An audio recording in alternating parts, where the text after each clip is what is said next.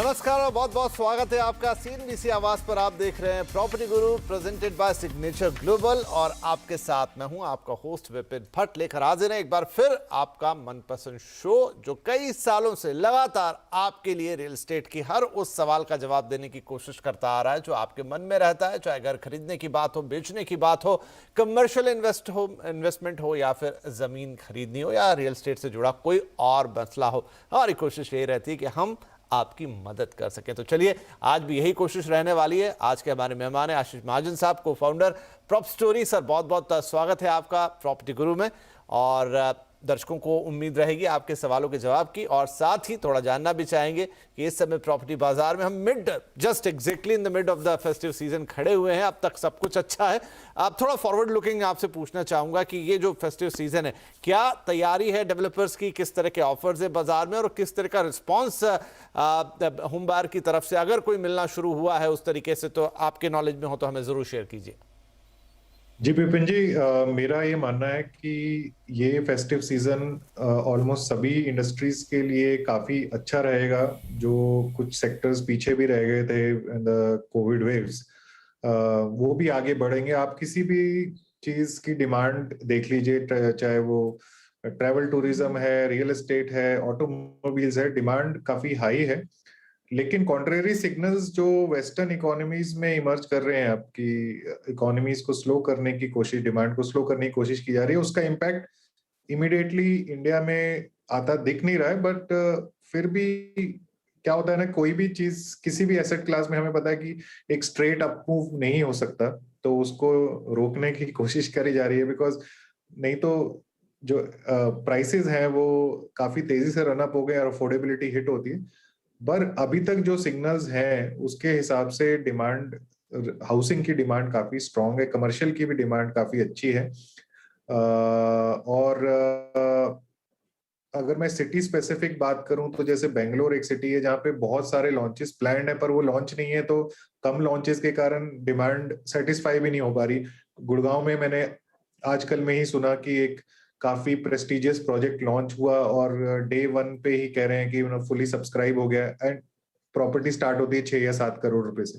तो इस तरह के काफी सारे सिग्नल्स हैं। दो सिटीज जहां पे कंफर्टेबल इन्वेंट्री है और ब्रिस्क सेल्स भी हो रही हैं, वो है मुंबई और पुणे। तो मुंबई पुणे में अच्छी सप्लाई ऐड हो रही है और अच्छी सेल्स भी हो रही है। बाकी शहरों में थोड़ा मिला जुला सा वो है, बट मुझे ऐसा लगता है कि हम एक ऐसे एनवायरनमेंट में आ चुके हैं जहां प्राइस इंक्रीज उतना आसान नहीं होगा जितना पिछले 6-8 महीने में रहा, लेकिन डिमांड रहेगी क्योंकि हाउसिंग की शॉर्टेज है, क्वालिटी हाउसिंग की शॉर्टेज है इस समय। चलिए, तो अच्छी बात है। प्राइस इंक्रीज यानी महंगाई के बीच में हम खड़े हुए हैं। काफ़ी हद तक अभी भी कीमतें ऊपर हैं, कुछ प्रोजेक्ट्स में बढ़ती हुई भी नजर आई। रिपोर्ट्स आती रहती हैं, हाल ही में भी कुछ एक रिपोर्ट्स थी और प्राइस बढ़ने की बात कहती है। इंटरेस्ट रेट धीरे धीरे बढ़ ही चुके हैं और बढ़ने की यहाँ पर आशंका है। लेकिन इन सबके बीच भी अगर डिमांड वैसी की वैसी ही है जो हमने पिछले 1-1.5 साल में देखी, रोबस्ट डिमांड आप कह सकते हैं, तो इससे अच्छा किसी और सेक्टर को क्या उम्मीद रहेगी। और फेस्टिव सीजन ये एक और वो मौका रहता है जब खरीदार भी आगे आता है और बेचने वाला यानी कि डेवलपर भी आगे निकलता है कि अच्छी डील्स दी जा सके, ज़्यादा से ज़्यादा सेल्स की जा सके।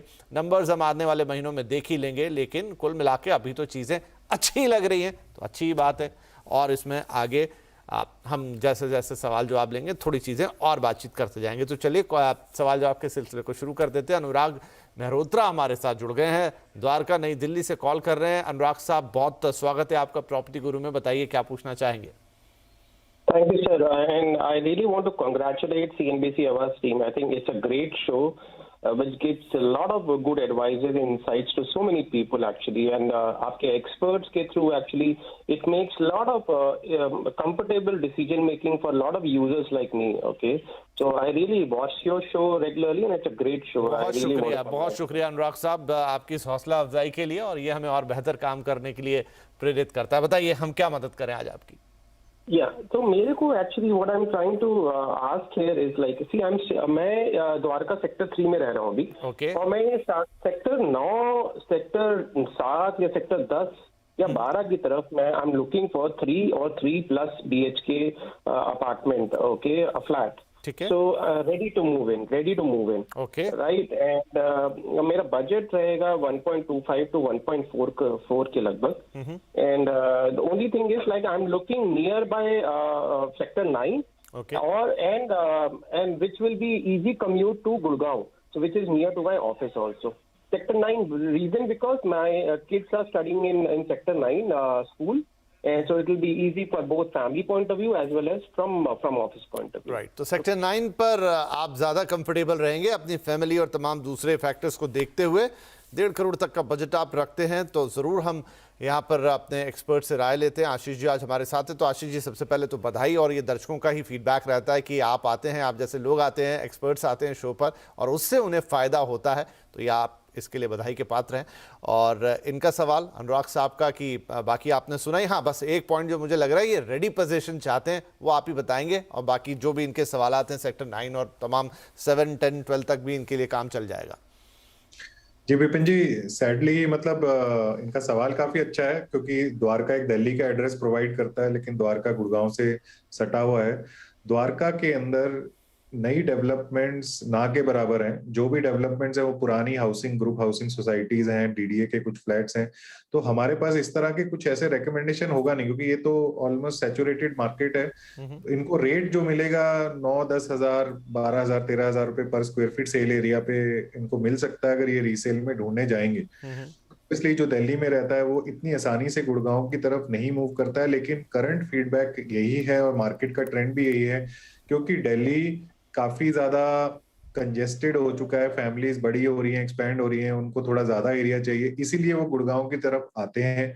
तो इनफैक्ट गुड़गांव से काफी सारे स्कूल्स जो इनकी एक मेन प्रायोरिटी है, स्कूल्स भी लिंक होते हैं। तो इनको द्वारका एक्सप्रेस वे पे गुड़गांव में देखना चाहिए प्रॉपर्टी। हाउएवर जिस बजट में ये 3 बेडरूम इस समय ढूंढ रहे हैं, शायद से हीरो होम्स का एक प्रोजेक्ट है, शाहपुर जी पालोन जी का एक प्रोजेक्ट है जॉय विले, यहाँ पे इनको 3 बेडरूम या नियर अबाउट 3 बेडरूम, मतलब थोड़ा लार्जर साइज 1500-1600 स्क्वायर फीट के आसपास मिल सकता है। इन तीनों प्रोजेक्ट्स का जो रेट है वो अबाउट 10,000 रुपीज स्क्वायर फीट आता है। बाकी अगर एकदम ही बॉर्डर के पास चाहिए तो इनका बजट थोड़ा ज्यादा चाहिए। उसमें यही है कि आप 5 मिनट में द्वारका पहुंच जाते हैं। तो वहां पे टाटा लाविडा है, शोभा सिटी है, पर ये काफी इनके रेट्स डिफरेंट हो जाते हैं। 3 बेडरूम के लिए शोभा में इनको 2 करोड़ के आसपास जाना पड़ेगा, टाटा में इनको 1.6 के आसपास जाना पड़ेगा, जिसमें टाटा में इनको फिर भी रेडी या नियर रेडी मिल जाएगा। शोभा में या बाकी जितने मैंने आपको प्रोजेक्ट्स बताए, इनमें अभी डिलीवरी में टाइम है 2 से 3 साल। राइट। तो अनुराग साहब के लिए हो गई आज की सुझाव, और अब एक ईमेल है हमारे पास योगेंद्र साहब का, योगेंद्र पी गौरव। आप पूछना चाहते हैं कि इनको गोरेगांव अंधेरी मुंबई की बात है ये, यहाँ पर एक 2.5 या 3 BHK ये देख रहे हैं। प्राइस मैक्सिमम जो ये देख सकते हैं वो है कि 2.5 करोड़ रुपए का बजट लेकर चल रहे हैं, मैक्स टू मैक्स इसे और 10 लाख से बढ़ा सकते हैं। हाँ जी, पोजीशन रेडी चाहिए या फिर 1 साल के अंदर अंदर, ये थोड़ा एक अगेन यहाँ पे ट्विस्टिंग पॉइंट होगा। और ये खुद के रहने के लिए इन्हें चाहिए। इनका ऑफिस जो है वो BKC में है, इसलिए ये यहाँ से सोच रहे हैं कि इनका आना जाना भी ठीक ठाक तरीके से हो जाएगा, सोशल इंफ्रास्ट्रक्चर भी ऐसा हो जो अच्छा हो और घर परिवार के लिए बेहतर हो। तो सर, गोरेगांव अंधेरी से ये जो बेल्ट है इसमें 2.5 करोड़ के अंदर 3 BHK, मुझे लग रहा है बजट तो ठीक ही है, इतनी मुश्किल नहीं जानी चाहिए, लेकिन जो रेडी पोजीशन है वो मुश्किल होगा। 1 साल के अंदर मिलेगा कि नहीं मिलेगा वो आप हमें बताएंगे। तो योगेंद्र साहब का ये सवाल। तो विपिन जी, अब देखिए सेकेंडरी मार्केट में भी ऑप्शन हो रहे हैं, क्योंकि इन्वेस्टर्स अब एग्जिट कर सकते हैं, मार्केट अच्छी है। तो अगर बिल्डर्स के पास इन्वेंट्री नहीं है, जो कि हम सभी जानते हैं, कुछ बिल्डर्स ने क्या किया था कि पिछले 1 साल में सेल्स अच्छी देखी तो बीच में सेल्स रोक के कुछ यूनिट्स को उन्होंने होल्ड किया, और मैं देख रहा हूं कि अब वही यूनिट्स को 20-30% प्रीमियम पे पिछले साल से बेच रहे हैं। तो ये जो लोकेशंस टारगेट कर रहे हैं, यहाँ पे पर square feet rate on carpet जो है वो 35-40 हजार या उससे हाई पे ही जाएगा। जैसे अगर आप गोरेगांव और अंधेरी को 2 पॉइंट लेते हैं तो इनकी western parts are expensive and eastern में may be slightly cheaper, okay, थोड़े कम रेट हो सकते हैं। तो और ये इनकी बिल्कुल जो रीजनिंग ये है कि मेरे को BKC में काम करना है तो मैं हाईवे के थ्रू ट्रैवल कर सकते हैं एंड जल्दी से BKC पहुंच सकते हैं। एक प्रोजेक्ट हमने इनके लिए और सोचा है, वो थोड़ा सा लोकेशन ऐसे अभी एज ऑफ नाउ उतनी डेवलप्ड नहीं है, लेकिन वो बीकेसी से एकदम पास में है।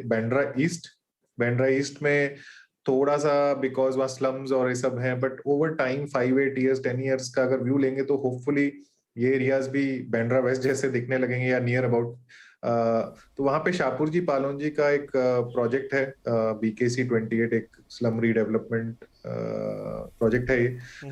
उसके अंदर 2 bedroom अपार्टमेंट्स 2 करोड़ से स्टार्ट होते हैं, एंड दे कैन बड़े साइज पे भी जा सकते हैं। उसका रीजन पर स्क्वायर फीट कम होने का यही है कि वो एरिया उतना अभी रिहायशी उससे एक्सेप्टेड नहीं है, लेकिन बीकेसी से आप बस रोड पार करिए और आपको ये प्रोजेक्ट मिल जाता है। तो क्या तो ये 1 साल के अंदर मिलेगा? आई डोंट थिंक सो, इसमें थोड़ा वक्त है। हाँ, ऐसे 2 से 3 साल कोई भी हम अगर आपको इस समय मैंने जैसे आपको बताया, जैसा कि ट्रांसकॉन ट्रायम्फ है अंधेरी वेस्ट में, वहां पे आपको इन्वेंट्री मिल सकती है रेडी टू मूव इन, लेकिन वो सेकेंडरी में मिलेगी। लोधा न्यू कफ परेड है जहाँ पे आपको सेकेंडरी में मिलेगी अगर आप चेंबूर की तरफ जाना चाहेंगे, वडाला की तरफ, राइट। तो ये ready to move in options है, और जरूरी नहीं है कि ये एग्जैक्टली 2.5 2.6 के बजट में, थोड़ा ऊपर नीचे हो सकता है। बाकी डेवलपर्स के पास इस समय जो प्रोजेक्ट्स हैं वो mostly 2-3 years 4 years down the line में ही डिलीवरी है। तो बीच में 1.5 साल लॉन्चेस उतने हुए नहीं, और जो पुराने प्रोजेक्ट चलते आ रहे थे वही कंप्लीट हुए। इसी कारण देश भर में जो इन्वेंट्री की एक सिचुएशन देखी गई है वो थोड़ी सी बिगड़ सी गई है। होप कि ये जवाब आपकी काफी मदद करेगा अपनी सर्च को आगे बढ़ाने में। चलिए, इसी के साथ हमारे लिए वक्त हुआ एक छोटे से ब्रेक का, लेकिन ब्रेक के बाद भी सवाल जवाब बातचीत सबका सिलसिला जारी रहेगा।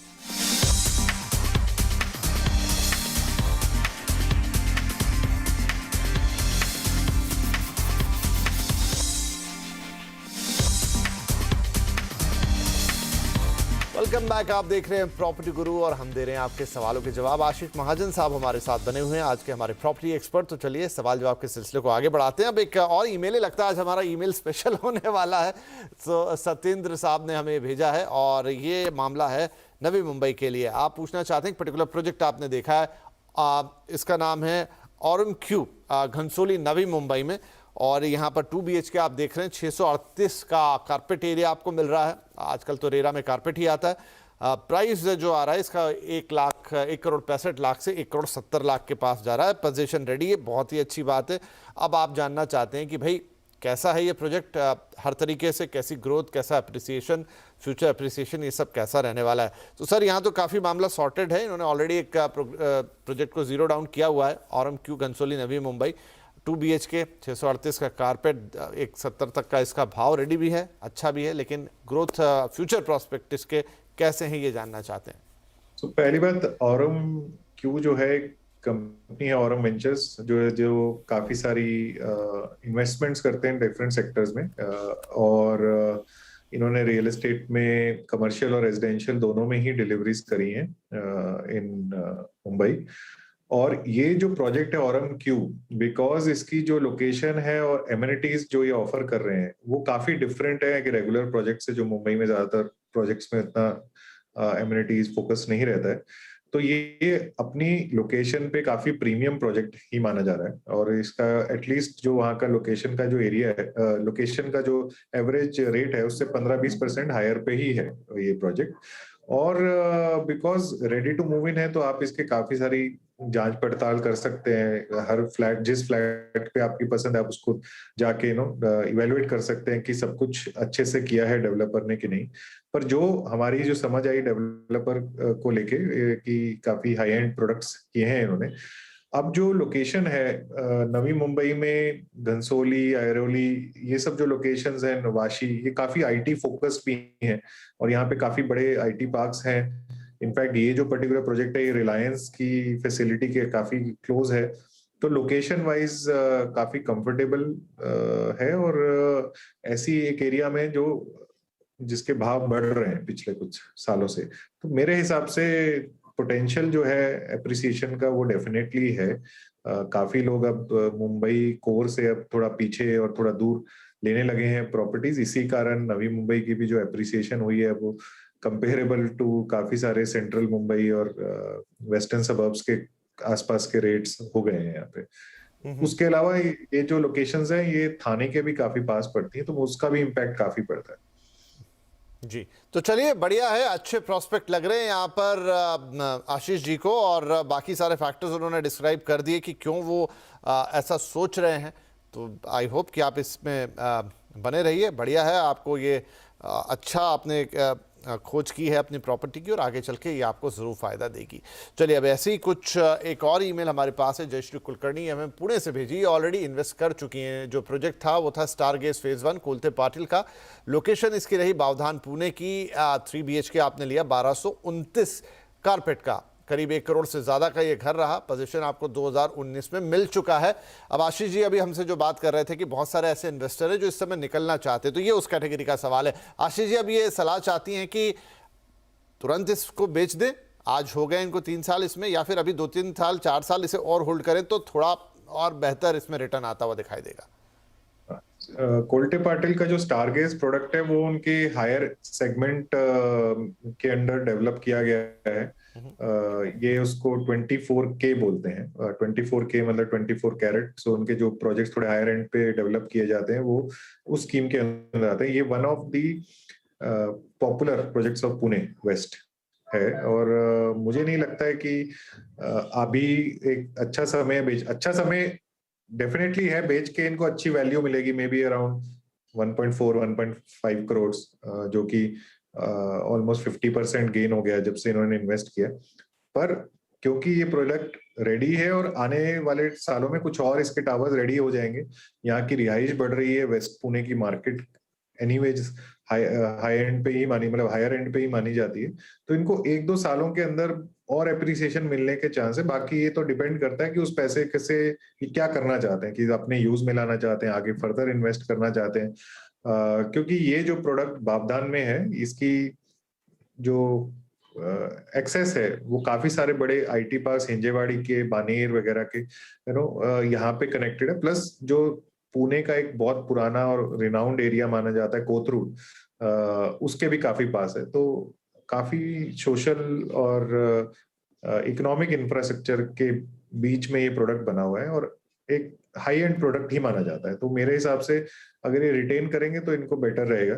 बाकी लाइक आई सेड, अच्छी एप्रिसिएशन इनको मिल चुकी है। अगर इस पैसे का वो कुछ और यूज करना चाहते हैं तो निकल के उनको अच्छा पैसा ही मिलेगा इसमें। राइट जयश्री जी, तो अब आपके ऊपर, अगर आप इसे और होल्ड कर सकते हैं, कोई इशू नहीं है तो बढ़िया है, आगे और रिटर्न बेहतर होते चले जाएंगे। लेकिन ऑलरेडी एक अच्छा रिटर्न ये जनरेट कर चुकी है प्रॉपर्टी। किस तरह की प्रॉपर्टी डिटेल में बता दिया आशीष जी ने, क्या फैक्टर्स यहाँ पे काम कर रहे हैं। आप तुरंत आपको पैसों की जरूरत हो तो भी आप निकल सकते हैं, और अगर होल्ड कर सकते हैं तो इससे बेहतर और कोई बात नहीं, आगे आपको और बेहतरीन रिटर्न देने की क्षमता रखती है। चलिए इसी के साथ एक और छोटा सा ब्रेक के बाद बातचीत जारी रहे।